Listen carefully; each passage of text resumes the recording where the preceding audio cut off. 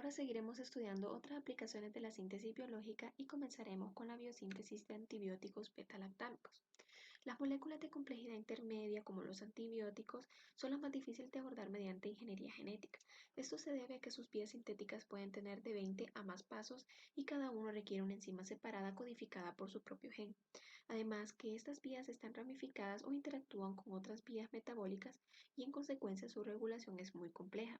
Es decir, que analizar, clonar y expresar todos los genes que codifican las enzimas y las proteínas reguladoras para rutas largas y complejas como estas requieren un gran esfuerzo. Ahora estudiaremos el origen de este tipo de antibióticos. En 1928, Alexander Fleming descubrió que un moho que contaminó sus placas Petri excretaba un poderoso antibiótico que mataba a la bacteria a su alrededor y nombró a este antibiótico penicilina. Casi 2 décadas después, y por la cooperación de científicos, fabricantes industriales y agentes de gobierno, la penicilina fue puesta a disposición ampliamente en 1945. Luego, mediante el uso de la cristalografía de rayos X, se pudo determinar la estructura química de la penicilina, lo cual ayudó a que ésta pudiese ser sintetizada. Ahora bien, luego la penicilina V de uso oral fue desarrollada y en 1957 esta se produce sintéticamente por primera vez.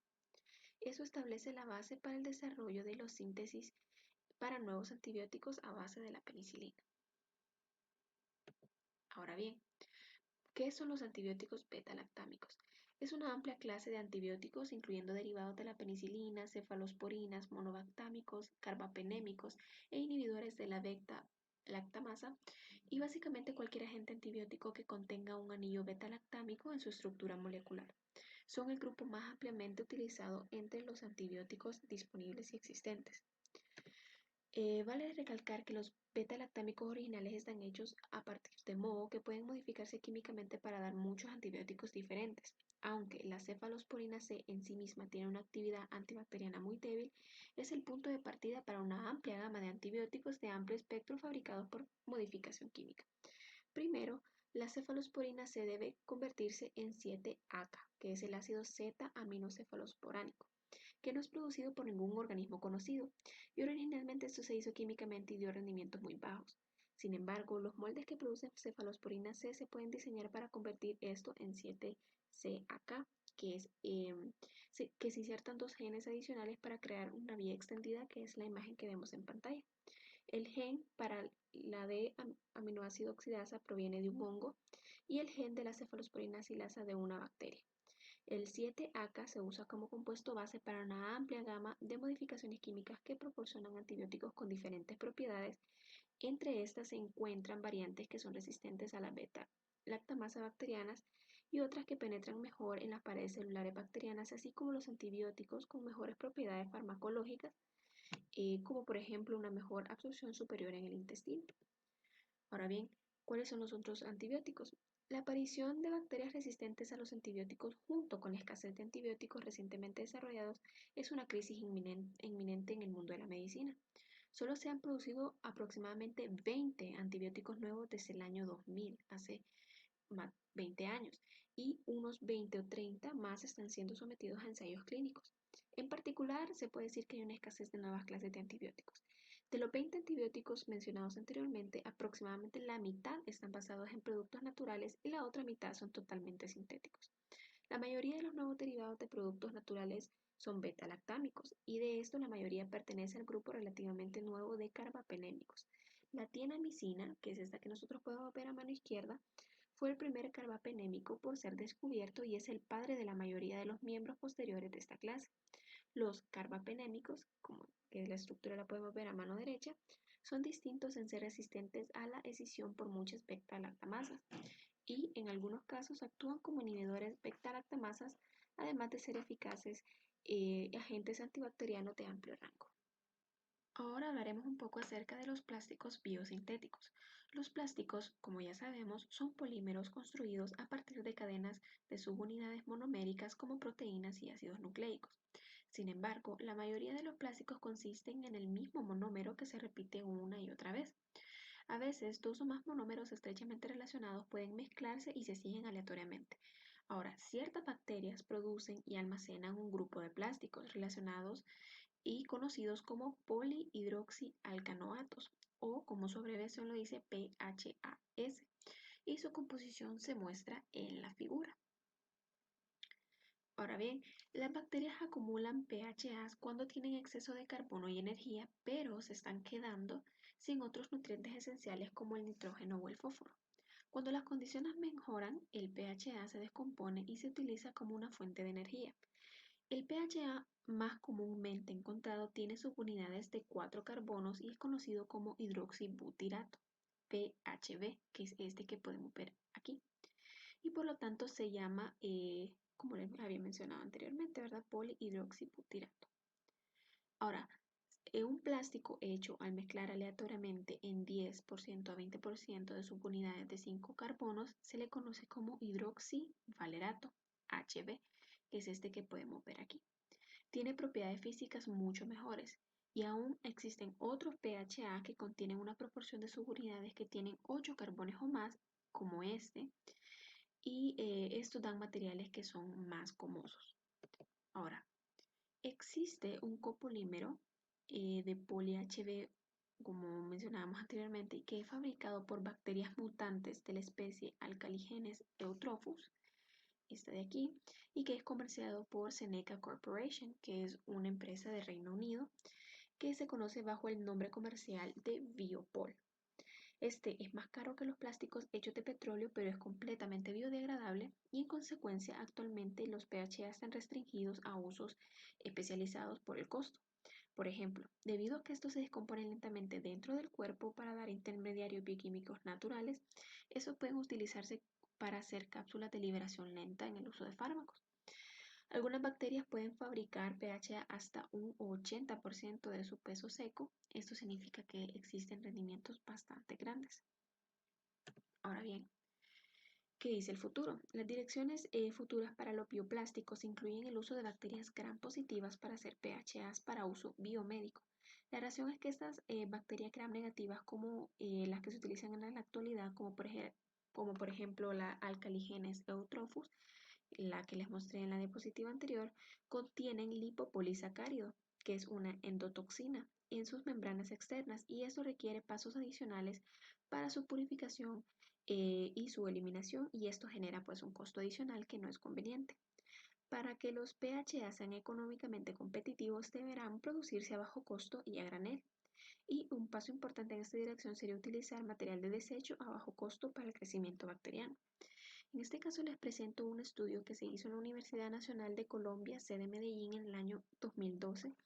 Este es el enlace si lo pueden buscar, que exactamente hicieron este estudio acerca de diferentes bacterias que producían este PHA. Y como pueden ver los resultados, hay un gran número de bacterias que sí producen estos plásticos. Y esto se hizo en suelos de Colombia, con muestras también de suelos de China y con muestras también de Estados Unidos. De aquí que también pueden ver regiones diferentes como Alemania, Suiza, Antártida, es decir, ellos tomaron diversos muestras de diferentes suelos de diversos países y comprobaron que existen diferentes bacterias que sí producen estos plásticos y que pueden funcionar para esta producción de biopolímeros.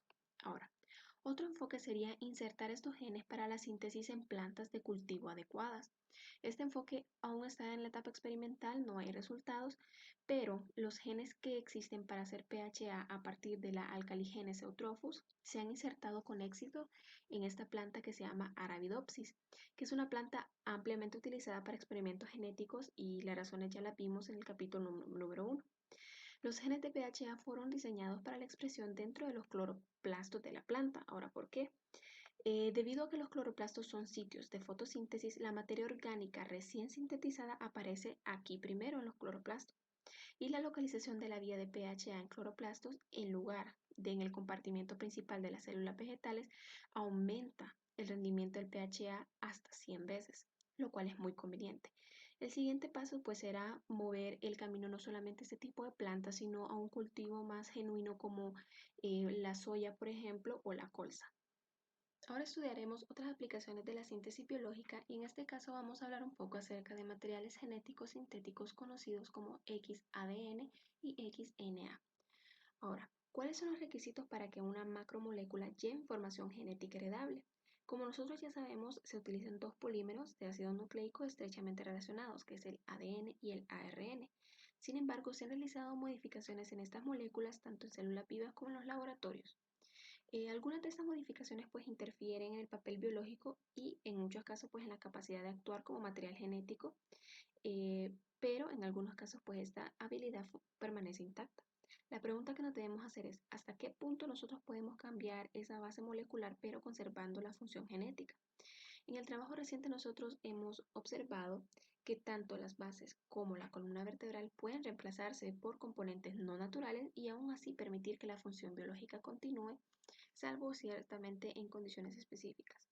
Estas modificaciones pues hay de menor a mayor, ¿verdad? Las menores son generalmente en la base como una metilación.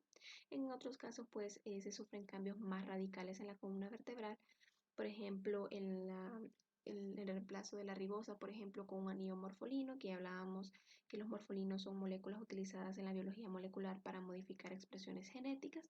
Y en el caso de los ácidos nucleicos peptídicos, se usa un esqueleto polipeptídico que son característicos de las proteínas. Recientemente se han creado ácidos nucleicos con esqueletos normales, pero con un conjunto completo de 4 bases no naturales. En tamaño nosotros conocemos esto como XADN expandido. Las 4 bases son homólogas a las bases normales adenina, timina, guanina y citosina, que tienen anillos de benceno adicionales incorporados en su estructura, mientras que el ADN hecho con bases de XADN en una cadena que se combina con bases normales a la cadena complementaria forma estructura siempre doble hélice, con la diferencia en que los pares de bases son más anchos de lo normal, en 2.4 Armstrong. Los experimentos demostraron que la sustitución de segmentos de hasta 4 bases de ADN con bases de XADN son más anchas y permiten siempre la replicación, pero los tractos más largos no funcionan. Ahora bien, otro enfoque sería alterar el esqueleto del ácido nucleico, que es esta segunda imagen que nosotros podemos ver. El azúcar pentosa del ácido nucleico puede reemplazarse con varias posibles estructuras de anillo alternativas, y esto da lugar a XNA, donde X representa el azúcar del anillo. Típicamente se han incorporado diferentes anillos de 5 miembros, aunque ocasionalmente se pueden usar otros anillos de forma y tamaño similares. Algunos ejemplos de XNA bajo investigación, y de hecho hay mucha literatura de eso y hemos encontrado diferentes artículos que se los puedo pasar, que hacen estudios de este tipo de XNA, y son los más comunes serían el ácido nucleico arabino, el ANA, su derivado fluorado que sería el FANA, el ácido nucleico bloqueado, el ENA también no conocido, también está el ácido nucleico de ciclohexeno y el ácido nucleico de altritol, que también poseen anillos de 6 miembros. También está el ácido nucleico de glicerol, que está basado en glicerol en lugar de ribosa, y pues existen otros además. Ahora la pregunta es por qué estos son importantes. Los polímeros generados de XNA anteriores se unen al ARN o al ADN complementarios y son resistentes a la digestión por nucleasas, que estas son enzimas hidrolasas que catalizan la ruptura de los enlaces fosfodiéster y se pueden emplear para el tratamiento de enfermedades producidas por virus, por bacterias y de hecho hasta algunos tipos de cáncer. Si el grupo catalítico está unido a un oligonucleótido antisentido, pueden producir la rotura de un ARN mensajero, lo que impediría la síntesis de una proteína codificada con un gen respectivo, y por lo tanto después se pueden utilizar como terapia molecular con el fin de tratar diversas enfermedades. Bacterias y helados de formación de hielo. La conversión de agua en hielo es un proceso que puede ser catalizado por proteínas conocidas como factores de nucleación de hielo. A escala microscópica, el agua solidificante forma cristales de hielo. Sin embargo, los cristales de hielo necesitan un núcleo microscópico o semilla para formarse alrededor. En ausencia de estructuras que permitan la nucleación, el agua simplemente se sobreenfriará hasta menos 8 grados centígrados sin solidificarse. Los factores de nucleación de hielo son proteínas especializadas que se encuentran principalmente en ciertas bacterias que proporcionan núcleos para la cristalización. No es la baja temperatura en sí misma la que causa el daño. Cuando la el agua se congela para formar hielo, se expande dañando los tejidos de las plantas. Los cristales de hielo que se forman dañan los tejidos de las plantas y perturban los vasos, xilema y floema, que transportan el agua y los nutrientes a través de la planta. La siembra de cristales de hielo sobre y dentro de las plantas se debe principalmente a las proteínas en la superficie de las bacterias, especialmente las Pseudomonas cynrae y especies afines, que viven en las plantas. Si no hay bacterias nucleantes de hielo, el hielo no se forma y en su lugar el agua se sobreenfriará dejando a las plantas ilesas.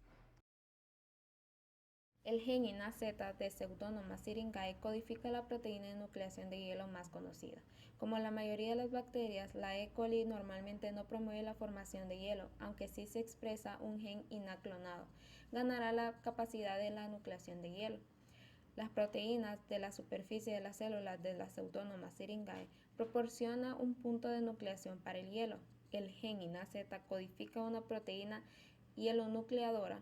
Bajo la temperatura de congelación, las Pseudomonas syringae silvestres permiten que se formen esos cristales de hielo, alterando cualquier tejido vegetal en el que la bacteria se encuentre. Si se altera el gen INAZ, la Pseudomonas syringae mutante no nucleará ningún cristal de hielo, permitiendo que el agua se superenfríe sin dañar el tejido vegetal. Las proteínas de nucleación de hielo bacteriano están ancladas en la membrana exterior por su dominio N-terminal y se proyectan hacia el exterior. La parte central de la proteína consiste en dominios repetitivos que actúan como plantillas para la formación de cristales de hielo. Estas proteínas pueden utilizarse como plataformas para mostrar otras proteínas en el exterior de las células bacterianas. Las proteínas de nucleación de hielo pueden ser diseñadas eliminando algunos de sus dominios dependiendo de la longitud de la cadena requerida. Una aplicación es la degradación de la lignocelulosa. Las enzimas de las bacterias que degradan la celulosa se han mostrado externamente tanto en E. coli como en Cymobacter y se ha mostrado que funcionan correctamente. Otro uso bastante diferente es el de ligar partículas de virus en el agua u otros fluidos. Esto puede ser utilizado tanto para detectar la contaminación de virus como para eliminarlos. Las llamadas bacterias de diseño se han hecho para una variedad de propósitos. Las bacterias diseñadas para la producción de biocombustibles o la degradación de los desechos biológicos podrían considerarse bacterias de diseño, como lo hemos visto a lo largo del video. Sin embargo, el término generalmente se limita a las bacterias diseñadas para realizar un trabajo en específico. Una de estas tareas es la reparación de concreto. Aunque pueda parecer una carrera poco probable para las bacterias, sin embargo, muchas estructuras de concreto hechas por el hombre ahora son viejas y están desarrollando grietas. Reparar el concreto existente evita el reemplazo, que es costoso y causa contaminación. Para eso está la Bacilla phylla. Consiste en bacterias comunes del suelo formadoras de esporas, conocidas como Bacillus subtilis, que se han modificado para detectar concreto, rellenar grietas y autodestruirse si se alejan del concreto. Las esporas de Bacilla phylla germinan en contacto con el hormigón, desencadenadas por el pH altamente alcalino. La bacteria luego entra en las grietas. Cuando llega al final de las grietas se acumulan y agrupan. Esto activa el sistema de reparación de concreto mediante la detección de quórum. El Bacilla phylla se diferencia en tres tipos de células especializadas: las que producen los cristales de carbonato de calcio, las que producen pegamento y las que actúan como fibras para el reforzamiento de las esporas formadas. Un papel más agresivo es el de E. coli, diseñado para asesinar específicamente las Pseudomonas aeruginosas. Las cepas de estas pseudomonas son patógenos oportunistas que infectan a pacientes con sistemas inmunes dañados. E. coli detecta la presencia de la Pseudómona aeruginosa, produce una toxina, la piosina, que es específica para matar esta pseudómona. Los asesinos de E. coli mataron alrededor del 99% de esas pseudómonas que nadaban libremente y alrededor del 90% de las que estaban protegidas por biopelículas o